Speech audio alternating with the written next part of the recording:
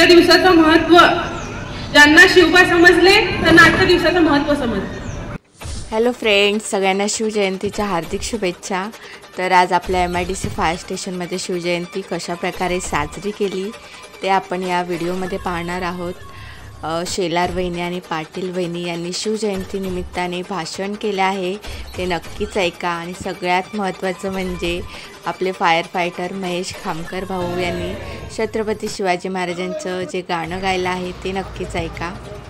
आणि व्हिडिओ आवडली तर लाईक, शेअर आणि सबस्क्राईब करा। तर इथे रायगडावरून शिवजयंती निमित्ताने पेटती मशाल आणली आहे, तर त्या मशालीची पूजा सगळ्या आपल्या फायर स्टेशनमधील महिला करत आहेत।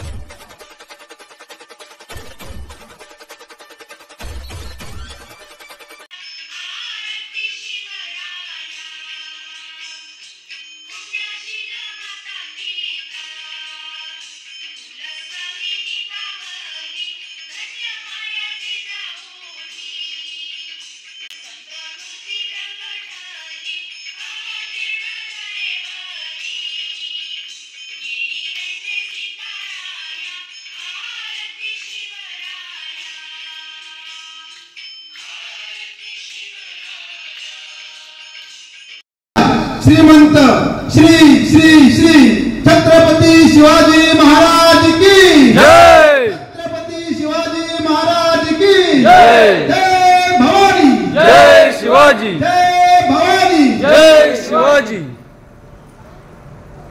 आजच्या दिवसाचं महत्त्व ज्यांना शिवबा समजले त्यांना आजच्या दिवसाचं महत्त्व समजलं। आज जे अभिमानाने इथे आपण उभे आहेत, प्रत्येक जण हिंदू म्हणून गर्वाने म्हणतोय ते फक्त शिवबा-राजांमुळे, नाहीतर मोगलांच्या साम्राज्यात खितपत पडलेली जनता होती। स्वराज्याचा सूर्य उगवला आणि त्याने आपल्याला स्वराज्याचं दर्शन घडवून दिलं। अशा या शिवाजी महाराजांच्या जयंतीनिमित्त तुम्हाला सगळ्यांना मी शुभेच्छा देते।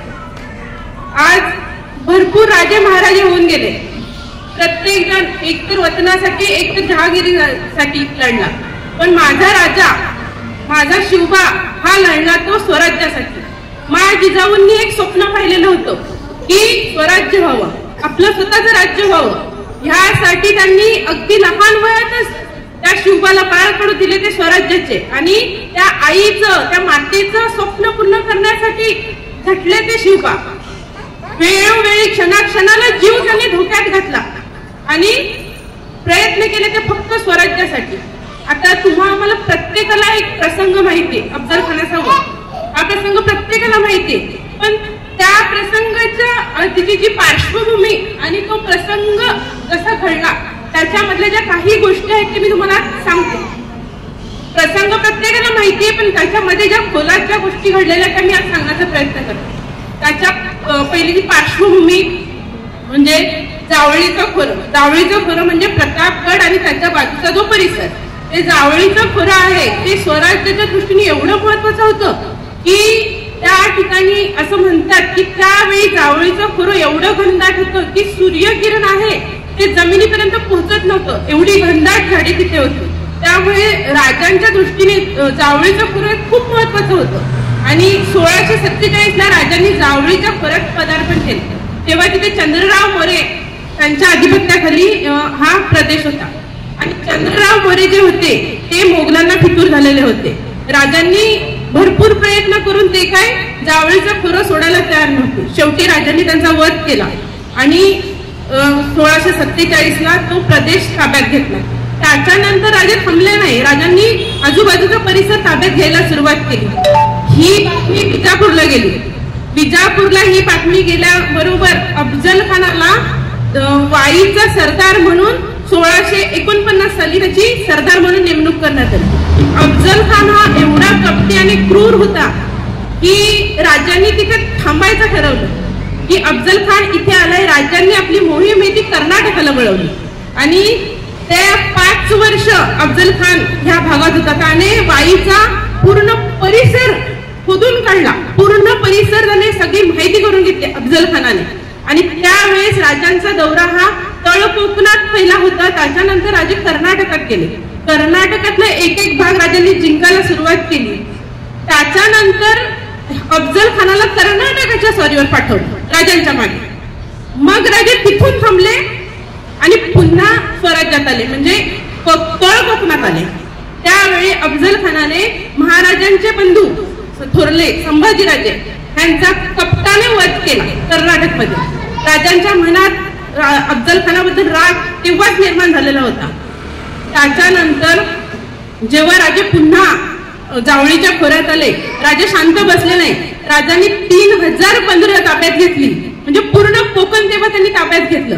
त्यावेळेस पुन्हा विजापूरच्या दरबारात जी आदिलशहाची आई बडी बेगम तिने दरबार भरवला आणि त्या दरबारात तिने शिवाजी महाराजांना मारण्यासाठीचा विडा ठेवला. दरबाराचं प्रयोजन असं केलेलं होतं की कोणालाच कशासाठी दरबार भरला हे माहिती नव्हतं. आणि त्या दरबारात मंबाजी भोसले म्हणून शिवाजी महाराजांचे चुलत बंधू त्या दरबारात हजर होते. त्यावेळेस जेव्हा बडी बेगमनी घोषणा केली की मला शिवाजी पाहिजे, जिंदा या मुर्दा, एकही सरदार तिथे उभा राहायला तयार नव्हता.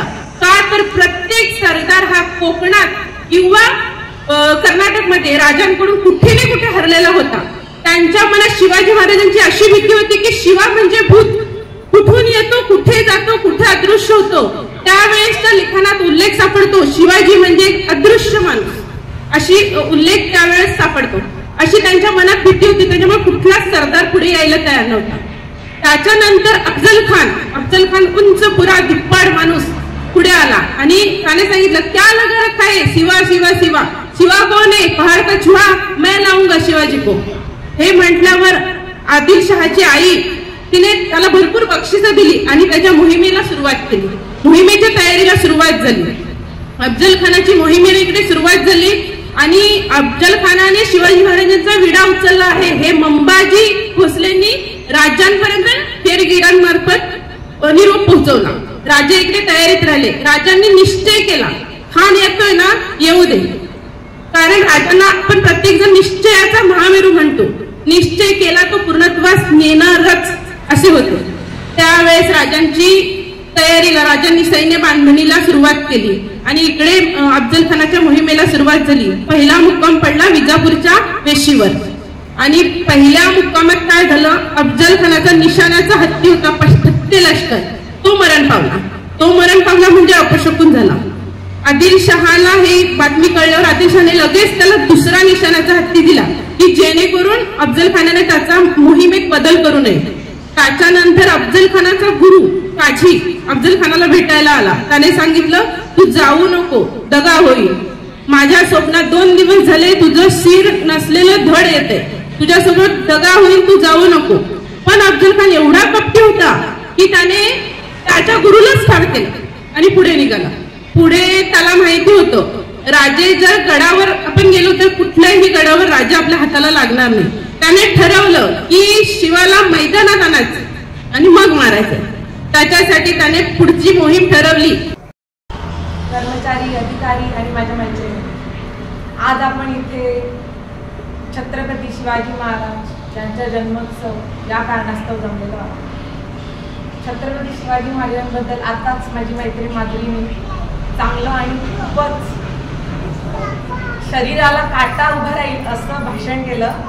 मला तसं भाषण देता येत नाही, पण मी 2 ओळी बोलण्याचा प्रयत्न करते. शिवाजी महाराजांनी आपण काय म्हणतो, आपल्याला सगळ्यांनाच माहिती आहे की शूरवीर होते. त्याचे तर शूरवीर होतेच, पण त्यांचे मावळे.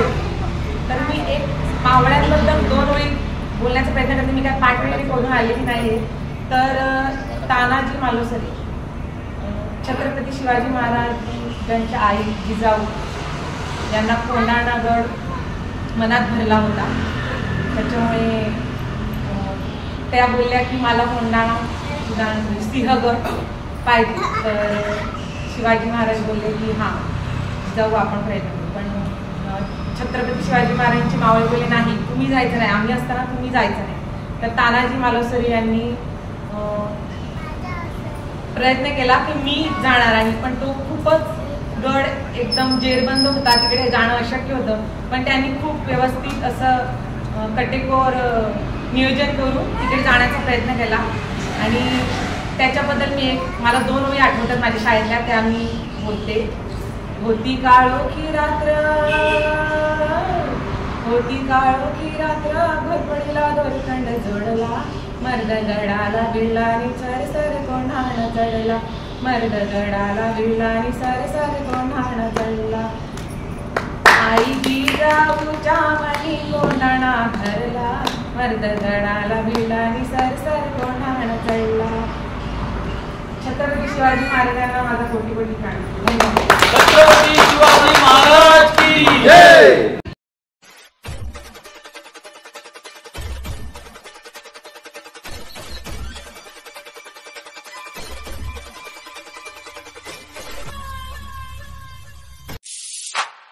जगदंब जगदंब जगदंब. शिवनेरीवर शिवबा जन्मला, शिवनेरीवर शिवबा जन्मला, राजाचा अधिपती, सारे राजाचा अधिपती. दैवत छत्रपती न आमचं दैवत छत्रपती, दैवत छत्रपती न आमचं दैवत छत्रपती.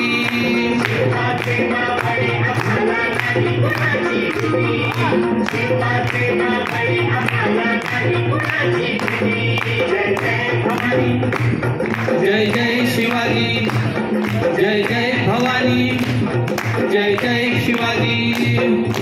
राज्य स्थापण्यासाठी त्याने केल्या एक हो जाती,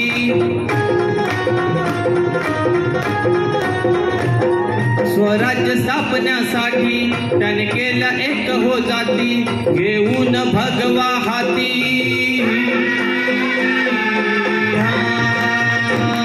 घेऊन भगवा हाती, स्वराज्य घडविण्यासाठी, स्वराज्य घडविण्यासाठी. आई जिजाई, आई शिवाई, आई शिवाई, आई जिजाई, आशीर्वाद हो पाठी, आशीर्वाद हो पाठी. दैवत छत्रपती न आमचं दैवत छत्रपती, दैवत छत्रपती न आमचं दैवत छत्रपती. मावळे आम्हाला नाही कुणाची भीती, शिवबाचे मावळे आम्हाला नाही कुणाची भीती. जय जय शिवाजी, जय जय भवानी, जय जय शिवाजी. दिल्लीचा तख्त हलविला, घेऊन मावळे संगतीला,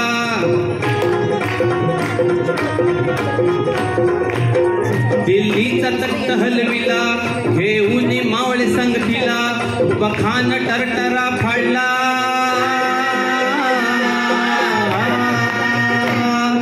बखान टरटा फाडला, सारे भीत होते वागाला, सारे भीत होते वागाला.